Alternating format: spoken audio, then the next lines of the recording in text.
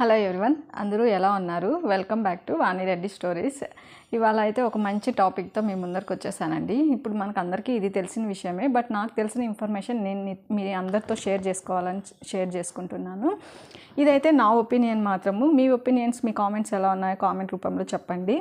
So ఇక్కడైతే first video అయితే last వరకు చూడండి. నచ్చితే లైక్ చేయండి, సబ్స్క్రైబ్ చేయండి. సో సపోర్ట్ చేస్తారని అనుకుంటున్నాను. సో ఇక్కడ మెయిన్గా ఏమి అంటే మీకు అందరికీ కూడా తెలిసిన విషయమే, బట్ నా వేలో నేను ఇక్కడ థింక్ చేసింది నేను మీతో షేర్ చేసుకుంటున్నాను. మామూలుగా ప్రతి ఒక్కరూ లోన్ తీసుకుంటా అంటామమ్మ ఏదో ఒక విషయానికి. ఎలా అంటే కొంతమంది హౌస్ కొనుక్కోవడానికి లోన్ తీసుకుంటారు, కొంతమంది ల్యాండ్స్ కొనుక్కోవడానికి లోన్ తీసుకుంటూ ఉంటారు, కొంతమంది కార్ కొనుక్కోవడానికి లోన్ తీసుకుంటూ ఉంటారు, కొంతమంది గోల్డ్ కొనుక్కోవడానికి లోన్ తీసుకుంటూ ఉంటారు, కొంతమంది ఫోన్స్ కొనుక్కోవడానికి కూడా లోన్ తీసుకుంటూ ఉంటారు, కొంతమంది ల్యాప్టాప్స్ కొనుక్కోవడానికి లోన్. చిన్నది ఏదైనా సరే ఏదో ఒకటి మనం కొనుక్కోవాలంటే అందరి దగ్గర బడ్జెట్ ఉండదు కదా. సో కొంతమంది దగ్గర ఉంటుంది, కొంతమంది దగ్గర ఉండదు. టైంకి కొద్ది రోజుల తర్వాత వచ్చేది ఉంటుంది, లేకపోతే డిఫరెంట్గా ఒక్కొక్కరిది ఒక్కొక్కలాగా ఉంటుందన్నమాట. నేను అందరికీ ఒకేలాగా ఉంటుందని ఇక్కడ ఏం మెన్షన్ చేయట్లేదండి. సో ప్రతి వాళ్ళు ఏంటి అంటే వాళ్ళు ఎలా థింక్ చేస్తారు అంటే, నెక్స్ట్ మంత్ కదా, ఇప్పుడు ఒక ఫోన్ కొనుక్కున్నాము, ఐఫోన్ 1 lakh పడింది. సో ఎలా థింక్ చేస్తాము? మంత్లీ దానికి 5,000 కట్టేది అనుకోండి, 2 years కదా. 2 years మంత్లీ 5,000 కదా, ఏదో విధంగా కట్టేస్తాం అని ఆలోచిస్తారు. కానీ మనము 1 lakh లోన్ పెట్టి ఫోన్ కొనుక్కుంటే దానివల్ల మనకి ఎంత యూజ్ ఉంది అనేది చాలా ఇంపార్టెంట్ అండి. నార్మల్గా ఒక ఫోన్ మాట్లాడడం కోసమో, లేదు చాటింగ్ కోసమో, లేదు ఫొటోస్ కోసమో మనం కానీ లోన్ తీసుకోవడం కరెక్ట్ అంటారా? దానివల్ల మనకి యూజ్ ఉంటుందా? సో ఎప్పుడు కూడా మనం ఏదైనా లోన్ తీసుకుంటున్నాము అంటే, లేదు ఏదన్నా మన దగ్గర అమౌంట్ ఉంది అంటే కూడా దాన్ని ఇన్కమ్ డబులో లేదు త్రిబులో లేదు అట్లీస్ట్ మినిమం 10% 20% రావాలనే కదా చూస్తాము. అలా ఎప్పుడు కూడా ఇక్కడ ఇంకొకటి కూడా గుర్తుపెట్టుకోవాలి. సో ఎప్పుడు కూడా 5%, 10%, 15%, 20% అనేది కామను. ఇక్కడ మళ్ళీ మీ దగ్గర డబ్బులు ఉందనో లేదు లోన్ తీసుకున్నారో అది మనకి 100% రావాలి అంటే అది ఎటువంటి పరిస్థితుల్లోనూ రాదండి. మనం ఏదో ఒకటి చేస్తేనే వస్తుంది, అది బాగా గుర్తుపెట్టుకోవాలి. నాకు అర్థం కాదు ఏంటి అంటే, మన దగ్గర 1 crore ఉంది అంటే అది నెక్స్ట్ మంత్కి నెక్స్ట్ ఇయర్కే 2 crores వచ్చేయాలంటే వస్తుందా? అది పాసిబుల్లా? అది ఏ విధంగా పాసిబుల్ అవుతుంది? ఎప్పుడు కూడా మనం ఏదో ఒక విధంగా దాన్ని ఇంకొక హానెస్ట్ వేలో కాకోకుండా ఏదైనా అవినీతిగా వెళ్తేనే మనకి 1కి ఇంక 1 యాడ్ అవుతుంది. లేదు అంటే బ్యాంక్లో వేస్తే మహా అంటే ఎంత ఇస్తారు? 60 paise, లేదు మ్యాక్సిమం అంటే 1 rupee వస్తుంది. ఎంతో 1 lakh లేదు 60,000 వస్తుంది మంత్లీ. దాంతో మనం కోటీశ్వర్లు అయిపోతామా? కాము. లేదు ఒక ల్యాండ్ మీద ఇన్వెస్ట్ చేశారు, సపోజ్ ఆ 1 crore తీసుకెళ్ళి ల్యాండ్ మీద ఇన్వెస్ట్ చేస్తే 1 yearకి 1 crore డబుల్ అయిపోతుందా? ఒకవేళ 20% పెరగచ్చు, లేదు 30% పెరగచ్చు. లేదంటే ఒకేసారి ఇప్పుడు మీరు 50 lakhs పెట్టి సైట్ కొంటే 50 lakhs అయిపోతుందా? ఎట్లాంటి ప్లేస్లోనైనా సరే అండి 1 yearకి డబుల్ అయిపోయే ఛాన్సెస్ ఉంటాయా? ఉండవు కదా. ఎక్స్పెక్ట్ చేయొచ్చు, 20% అనేది ఎవరైనా ఎక్స్పెక్ట్ చేయొచ్చు, దాంట్లో తప్పు లేదు. ఇప్పుడు మీరు ఒక 3,000 square feet ఇచ్చి ల్యాండ్ కొనుక్కున్నారంటే అది ఒక 5,000 అయింది 1 yearలో, దాన్ని అక్కడ బాగా డెవలప్ అయిందంటే ఓకే, హ్యాపీ కదా. కానీ 3,000కి 3,000 పెరిగిపోతుందా? పెరగదు. మీరు 50 lakhs పెడితే 50 lakhs వచ్చేస్తుందా? రాదు. ఒకవేళ 20 lakhs 30 lakhs వస్తుందని అనుకుందాము. సరే, గోల్డ్ మీద ఇన్వెస్ట్ చేశారు, మీకు గోల్డ్ అదే రిటర్న్స్ ఇస్తుందా? ఇప్పుడు మీరు 3,000 గ్రామ్ పెట్టుకుంటే నెక్స్ట్ ఇయర్కే మీకు 6,000 అయిపోతుందా? కాదు. 30% 20% పెరుగుతుంది ఖచ్చితంగా. ఏదైనా అట్లే జరుగుతుంది, కానీ ఒకేసారి కోట్లు వచ్చేయాలి అనేది అబద్ధం కదా. మనం ఎప్పుడైనా ఏదన్నా తెలియకోకుండా వేరే వాళ్ళది దోచుకుంటేనే మనకి కోట్లు ఈజీగా వచ్చి పడతాయి. లేదంటే మన కష్టంతో మనకి కోటి ఒక 6 నెలల్లో రావాలంటే అది చాలా కష్టమైన పని, ఎవరికైనా, మీకైనా, నాకైనా, ఇంకొకరికైనా. సో ఇలా చాలా చెప్పుకుంటూ వెళ్తే చాలా ఉంటాయి. కానీ ఇక్కడ మెయిన్గా నేనేమంటాను అంటే, ఇప్పుడు ఒక లోన్ తీసుకున్నారు, ఒక ఇల్లు కొనుక్కోవాలని లోన్ తీసుకున్నారు. ఇంటికైతే మనం మినిమం పెట్టాలి. ఇప్పుడు ఎంత తక్కువన్నా 1 CR లేనిది ఎలాంటి ప్లేసుల్లో అయినా మనకి హౌస్ రాదు. అది అందరికీ తెలిసిన విషయమే. 1 CR లేదు 80 lakhs పైనే స్థలము ప్లస్ హౌస్ 2 కావాలి అంటే, ఇండివిజువల్ అయినా అలా పెట్టాలి అంటే మినిమం అయితే 80 lakhs పైనే స్టార్టింగ్. నాకు తెలిసి ఇప్పుడు 1 CR కూడా ఉన్నాయి, అంతకంటే తక్కువ వస్తాయని నేనైతే ఎటువంటి ప్లేస్లో నేను ఎక్స్పెక్ట్ చేయను. ఒకవేళ ఊర్లలో ఏమన్నా అంతకి దొరకచ్చేమో కానీ, మరి సిటీస్లో అయితే లేదు, టౌన్స్లో కూడా ఇంత తక్కువకి ఇప్పట్లో అయితే రావట్లేదు. బాగా ప్రైజెస్ పెరిగిపోయినాయి ప్రతి ప్లేసుల్లోనూ. సో అలాంటి ప్లేసుల్లో ఇప్పుడు మీరు హౌస్ కొనుక్కోవాలని తీసుకున్నారండి, ఒక జాగా హౌస్ మొత్తం కన్స్ట్రక్టెడే, మీకు 1 crore అనుకోండి హౌస్. లోన్ తీసుకున్నారు, మీ దగ్గర ఒక 10 lakhs 20 lakhs 30 lakhs ఉన్నింది. మీరు 70 lakhs పెట్టి లోన్ పెట్టి తీసుకున్నాక దానివల్ల మీకు యూజ్ ఏంటి? 1 CR మీరు తీసుకున్నారంటే దానివల్ల మీకు ఎంతో కొంత ఇన్కమ్ ఉండాలి కదా. ఏదో దానికి దేనికి యూజ్ చేస్తారు? అక్కడ మీరు బాగా ఆలోచించాల్సింది ఏంటి అంటే, మనం ఏదన్నా చేసే ముందు తీసుకెళ్ళి అలా డెడ్గా పెట్టేస్తే నెక్స్ట్ మనకేంటి యూజ్? దానివల్ల ఏమీ ఇన్కమ్ లేకోకుండా, ఇప్పుడు 1 floor వస్తుంది, 1 CR పెడితే మనము జస్ట్ మనం స్టే చేయడానికి సరిపోతుంది అనమాట. ఇంకా దాని మీద రెంట్లు రావు, మనకి ఏమీ రావు. మీకు ఓన్లీ జాబే చేస్తున్నారు, ఓకేనా. 1 lakh కాదు 1.5 lakh శాలరీ వస్తుంది అనుకోండి, 2 పిల్లలు ఉంటారు, లేదు ఒక్కరే ఉన్నా కూడా 1,15,000 2 lakhs వాళ్ళకి ఫీజు ఉంటుంది ఇయర్లీ. మినిమం 2 పెట్టుకోండి, వాళ్ళ ఖర్చులు అవి ఇవి అట్లా. మీరు రెంట్ ఒక 25 30 మీ ఖర్చులు, ఇలా 1 lakh మీ 50 హ్యాండ్కి వస్తే కూడా మీరు వేరే ఆదాయమే చూసుకోకుండా తీసుకెళ్ళి హౌస్ మీద పెట్టేస్తే 1 month మీ దగ్గర డబ్బులు లేకపోతే, ఒకవేళ అలాంటి టైంలో ఇప్పుడు 1 month ఏది మన దగ్గర ఇన్కమ్ లేదనుకోండి ఖచ్చితంగా, నెక్స్ట్ మీ పరిస్థితి ఏంది? మీరు ఎలా లోన్ కడతారు? మంత్లీ ఖర్చులు ఎలా పెట్టుకుంటారు కదా. కాబట్టి మనం ఎప్పుడూ కూడా అప్పులు చేసి మరీ 50 lakhs ఒక్కరి మీద డిపెండెన్సీ ఉన్నప్పుడు ఎప్పుడూ కూడా మనము ఇలాంటి పనులు చేయకూడదు. ఎలా ఉండాలి అంటే, మనకు ఫస్ట్ ఏదో ఇన్కమ్ జనరేట్ చేసుకోవాలి. ఓన్లీ జాబే కాకుండా మీరు లోన్ తీసుకుంటున్నారనుకోండి, మీరు అదే విధంగా ఇప్పుడు మీ దాని మీద మీరు 10 lakhs లోన్ తీసుకొని ఇంకా దేని మీద ఇన్వెస్ట్ చేయండి. ఇప్పుడు ఇంటి మీద కాకోకుండా ఒక ప్లేస్ కొని పెట్టేశారు, మీ దగ్గర అమౌంట్ ఉంది, ఒక ప్లేస్ కొని పెట్టేశారు ఆ అమౌంట్తో. నెక్స్ట్ మీరు ఏం చేయాలి?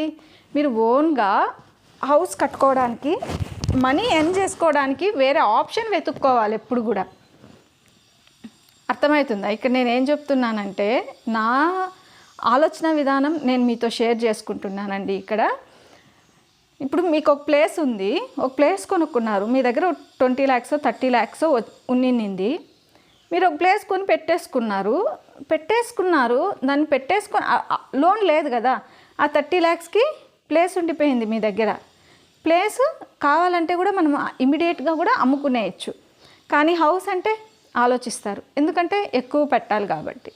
అదే హౌస్ కొని పెట్టినాక ఒక 10 lakhs మీ జాబ్తో పాటు ఒక 10 lakhs ఎక్కడన్నా ఏదో విధంగా, ఇప్పుడు చాలా ఆప్షన్స్ ఉన్నాయి మనకి, ఒక్కటి కాదు చెప్పాలి. కష్టపడే వాళ్ళకు ఎక్కడైనా చాలా గ్రోత్ ఉంది, చాలా ఆప్షన్స్ ఉన్నాయి. ఒక్క ఆప్షనే కాదు, వెతుక్కుంటూ వెళ్తే చాలా ఆప్షన్స్ ఉన్నాయన్నమాట. సో అలా మీరు ఏదన్నా ఒక దాంట్లో కానీ దిగారు అనుకోండి, నార్మల్గా అయితే ఆ 10 lakhs తీసుకెళ్ళి ఒక దాంట్లో ఇన్వెస్ట్ చేస్తే మీకు మంత్లీ కాకపోయినా ఇయర్లీ ఆ 10 lakhsకి మీకు 20% 30% రిటర్న్స్ వచ్చాయి అనుకోండి. అలా మీ శాలరీ కొంచెము యాడ్ చేసుకోవచ్చు, లోన్కి వెళ్ళదు. తర్వాత ఇక్కడ వచ్చిన ఇన్కము మీరు సేవింగ్స్కి పెట్టుకోవచ్చు. అంతా పెట్టుకున్నాక ఒక 15 lakhs 20 lakhs అయినప్పుడు అప్పు లేకోకుండా ఇల్లు కట్టుకోవడానికి చూడాలి. ఎప్పుడూ కూడా మనము ఏదన్నా ఒక పని చేస్తున్నాం, ఒక ఫోన్ కొంటున్నాం, దానివల్ల ఏంటి యూజు, మంత్లీ ప్రాఫిట్ ఎంత ఉంది, దానివల్ల అది కొనుక్కుంటే మనకి ఎంత లాస్, మనం ఎంత బేర్ చేసుకోవాలి, నెక్స్ట్ మన ఫ్యూచర్ ఎట్లుంటుంది అనేది కూడా మనం అంతో నాలెడ్జ్ పెట్టుకొనే ఏమన్నా పని చేయాలండి. చేసే పని ఇప్పుడు నేను ఒక ఇంటికే చెప్తున్నా, చాలామంది తెలియని వాళ్ళు, ఎగ్జాంపుల్ మేమే అనుకోండి, మేమే ఉన్నాము. సో ఇప్పుడు ఒక ఇల్లు అనుకోకుండా ఒక 50 lakhs లోన్ ఉంది, హౌస్ తీసుకున్నాం అనుకోండి, 50 lakhs లోన్ ఉంటుంది, మన ఇంటి మీద 50 lakhs లోన్ ఉంది, ఒక 50,000 మంత్లీ పే చేయాలి. సో మీరు ఇలా 50 lakhsకి మంత్లీ మీరు 50,000 పే చేయాలి. 15 years అనుకుందాం, సపోజ్ 15 years అనుకుంటే మీరు కడుతూ ఉండే లోపల మీకు కష్టమే కానీ ఆ లోపు 15 yearsకి ఆల్మోస్ట్ పాతబడిపోతుంది మన ఇల్లు కూడా. అప్పుడు వాల్యూ తగ్గిపోతుంది. ఓన్లీ ల్యాండ్ కాస్టే కదా మనకి వాల్యూ. సొంతం ఇల్లు అనేది ఉండాలి, కానీ మనం ప్లాన్ చేసుకునేది ఏ విధంగా ఉండాలి అనేది చాలా ఇంపార్టెంట్ అండి. ఇప్పుడు నేను అదే అంటున్నా, మీరు 1 CR పోయి ఒక హౌస్ కొనుక్కోని బదులు 30 lakhs 40 lakhs పెట్టి అప్పు లేకోకుండా ఒక జాగా కొని పెట్టుకోండి. తర్వాత ఏం చేయాలి, మన దగ్గర 5 lakhs 10 lakhs ఉన్నప్పుడు 5 lakhs 10 lakhs ఇన్వెస్ట్ చేస్తే మంత్లీ 15K 20K కూడా అర్న్ చేసుకునే బిజినెస్లు కూడా ఉంటాయి. మనకి ఇంతో అంత ప్రతిదీ అవగాహన ఉండాలి, అవగాహన తెచ్చుకోవాలి. ఎవరికి స్టార్టింగే అవగాహన రాదు కదా, కానీ మనం ఏదన్నా కానీ స్టడీ చేసి నేర్చుకొని నలుగురిని చూసిన తర్వాతే ఏదైనా ఎక్స్పీరియన్స్ అవుతాము. నా ఒపీనియన్ ఏంటి అంటే, ఎవరైనా సరే ఏదైనా చేసే ముందు 1-2 సార్లు ఆలోచించాలి. సో ఎప్పుడూ కూడా లోన్లకి ఎక్కువగా ఆధారపడద్దండి. ఎప్పుడైనా మనకి ఏదైనా లాస్ అయితే, మనం ఒక మంత్ జాబ్ లేకపోతే అప్పుడు మనం ఎలా కట్టాలి అనేది ఆలోచన మనకు ఖచ్చితంగా ఉండాలండి. సో ఇమ్మీడియట్గా హౌస్లకు వెళ్ళిపోతే రేపు పొద్దున్నే 1 or 2 months మనకి జాబే లేకపోతే మన పరిస్థితి ఏంటి, ఎలా కడతాం, పిల్లల్ని ఎలా చూసుకుంటాం, ఇంటి ఖర్చులు ఎలా ఉంటాయి. అలా కాకోకుండా ఎప్పుడూ కూడా మీ దగ్గర ఇంతో ఒక 5 lakhs 10 lakhs 15 lakhs 20 lakhs అనేది లోన్కి వెళ్ళడంలో తప్పు లేదు. కానీ మీరు లోన్ తీసుకున్నప్పుడు ఇప్పుడు లాంగ్ టర్మ్ షేర్స్ ఉంటాయి, తర్వాత ఏదో బిజినెస్ ఉంటుంది, మంత్లీ ఇన్కమ్ వచ్చేటివి ఉంటాయి, చాలా ఉంటాయి. ఒక్కటి కాదండి, ప్రతి ఒక్కరికి ఇప్పుడు తెలిసే ఉంది మార్కెట్లో. నేను పెద్ద ఎక్స్పర్ట్ ఏం కాదు, బట్ నాకు తెలిసిన ఇన్ఫర్మేషన్ నేను ఇక్కడ మీతో షేర్ చేసుకుంటున్నాను అంతే. కాబట్టి ఇక్కడ ఏంటి అంటే అదే విధంగా ప్రతి వాళ్ళు ఆలోచిస్తూ ఉంటారు కదా. సో అందుకోసం ఏంటి అంటే బ్లైండ్గా వెళ్ళిపోద్దండి. ఒక లోన్ తీసుకొని అలా ఇంటి మీద పెట్టేసే, లేదు ఒక లోన్ తీసుకొని కార్ మీద పెట్టేసి కార్ మనకు డబ్బులు సంపాదించి పెడుతుందా, మంత్లీ మనకి ఇంకా ఎక్కువ ఖర్చు తప్పనిస్తే కారే కొనుక్కున్నారండి.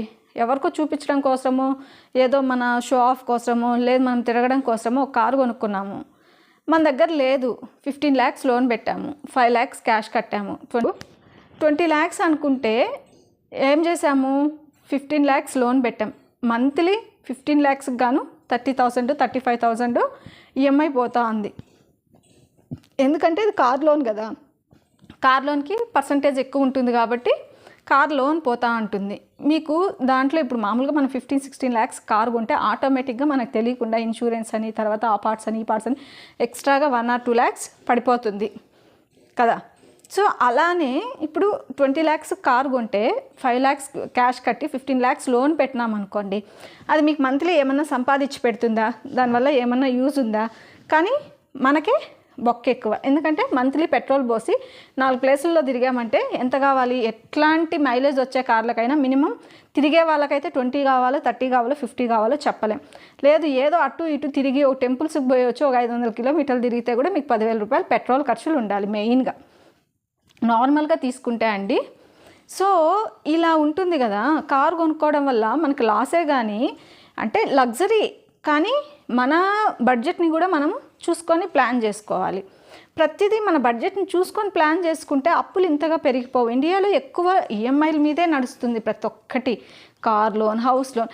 కానీ అది నెక్స్ట్ మనకి ఇన్కమ్ ఏదన్నా వచ్చే విధంగా ఉండాలి కదా. సో నేను అదే అంటాను, మీ ఒక్క జాబే ఉంది, ఏమన్నా అయితే అప్పుడు మీరు కార్ ఈఎంఐ కూడా ఎలా కడతారు? సో మీకు దీనివల్ల ఇన్ని రోజుల నుంచి ఏమన్నా బెనిఫిట్ ఉందా, అది ఇంకా తగ్గిపోతుంది కదా. మీ ఒకసారి మీ ఇంటికి వచ్చిన తర్వాత మళ్ళీ మీరు రీసేల్ అన్నారనుకోండి, అది ఎంత తగ్గిపోతుంది, చాలా తగ్గించేస్తారు. 5 lakhsకి తగ్గించి అడగచ్చు, 6-7 lakhs తగ్గించి అడగచ్చు, ఎంతైనా తగ్గించి అడగచ్చు. కాబట్టి మనం చెప్పలేము ఎంత తగ్గించి అడుగుతారు, ఆ సిచ్యుయేషన్ ఎలా ఉంటుంది, మనం అమ్మాల్సి వస్తే అనేది మనం ఎవరు ఎక్స్పెక్ట్ చేయలేము. అలా జరుగుతూ ఉంటుంది కదా. సో ఇలా ఇన్ని ఉంటాయి. అందుకోసం మనం ఏదన్నా లోన్ తీసుకునే ముందు ఇంటి కోసం కూడా కానివ్వండి, 15-20 lakhs వరకు లోన్ తీసుకోవడంలో తప్పలేదు. కానీ ఫస్ట్ మనము నెక్స్ట్ ఇన్కమ్ జనరేట్ చేసుకోవాలి. ఏదైనా లోన్ తీసుకుంటూ ఉన్నారు, ఒక బిజినెస్ మీద పెట్టుకోండి, మంత్లీ దాంట్లో 50K 20K సంపాదించుకుంటున్నారు, 5 lakhs చీటీ వేయండి, ఆ డబ్బులు తీసుకోండి. ఇంకా అట్లా మీరు మంత్లీ సేవింగ్స్ ఉంటాయి కొంచెము. ఇప్పుడు లోనే లేదు అనుకోండి, మంత్లీ ఒక 20Kనో 30Kనో సేవింగ్స్, లోన్కి పోయే అమౌంట్ సేవింగ్స్ అవుతుంది, అది చీటీ కట్టండి. ఇక్కడ ఒక అమౌంట్ వస్తూ ఉంటుంది, ఇక్కడ ఒక అమౌంట్ వస్తూ ఉంటుంది. అప్పుడు ఈజీగా మీరు సర్వైవ్ అయిపోవచ్చు. 50,000 అంటే 10 to 15 lakhs మీరు ఈజీగా లోన్ కట్టుకోవచ్చు, చీటీ కట్టచ్చు ఏదైనా. అంటే నేను ఇదని చెప్పట్లేదు, జస్ట్ నార్మల్ కోసం అని చీటీ అంటున్నాను. 15 lakhs వచ్చింది, 15 lakhsతో మీరు ఉండడానికి 1 floor కట్టుకోండి. ఎందుకు మీకు అప్పు లేదు, ఈ 5 lakhs మీకు సంపాదించి పెడుతుంది, మంత్లీను మీకు సేవింగ్స్ అవుతుంది. అదేవిధంగా మీరు 50 lakhs తీసుకొచ్చి ఇంటి మీద పెట్టేసి మంత్లీ కట్టాలి, 50,000 కట్టాలి, మీరు సేవింగ్స్ ఎక్కడ చేస్తారు? మీకు ఎక్స్ట్రా ఇన్కమ్ ఎక్కడ ఉంటుంది? ఇది కదా ఇంపార్టెంట్. కాబట్టి నా ఒపీనియన్ ఏమి అంటే, నేనేమంటాను అంటే, నార్మల్గా అయితే ఎవరు డిఫరెంట్ ఒపీనియన్స్ డిఫరెంట్గా ఉంటాయండి. నేను ఆలోచించినట్లే ప్రతి ఒక్కరూ ఆలోచించాలని ఏం కాదు. కాకపోతే నా ఒపీనియన్ ఏమి అంటే, ఫస్ట్ మనం ఆత్రపడి మన దగ్గర 20-30 లక్షలు పెట్టుకొని ఇల్లు కొనేసేయాలి. ఒక్క ఫ్లోర్ వస్తే దానివల్ల మనకి ఎటువంటి ప్రాఫిట్ ఉండదు. మీకు 4-5 ఫ్లోర్లు ఉన్నా కూడా 20,000-30,000 బాడీకి వస్తుంది, కానీ ₹1,00,000 ఇంట్రెస్ట్ 15 ఏళ్ళు కట్టాలి కదా. సో అవే కాకోకుండా ఫస్ట్ ఏదన్నా ప్లేస్ కొనుక్కోవాలి, మనకున్న బడ్జెట్లో ప్లేస్ కొనుక్కోవడమో, లేదు దాన్ని ఇంకొక ఇన్కమ్ జనరేట్ చేసే విధంగా చూసుకోవాలి. అప్పుడు ఇంకొక దానికి వెళ్ళాలి. ఈ విధంగా వెళ్తే కనుక మనకి కొంచెం ఏదైనా సరే అప్పులు అనేది తగ్గించుకొని ముందుకెళ్ళడానికి ఎక్కువ ఛాన్సెస్ అనేది ఉంటాయన్నమాట. సో ఇది నా ఒపీనియన్ మాత్రమే. కాబట్టి నేను అందుకోసమే ఇట్లా ప్రతి ఒక్కొక్కరు ఒపీనియన్ ఒక్కొక్కలాగా ఉంటుంది. సో నా ఒపీనియన్ మాత్రం ఇది కాబట్టి నేను మీతో అందరితో షేర్ చేసుకుంటున్నాను. Thank you everyone. సో మన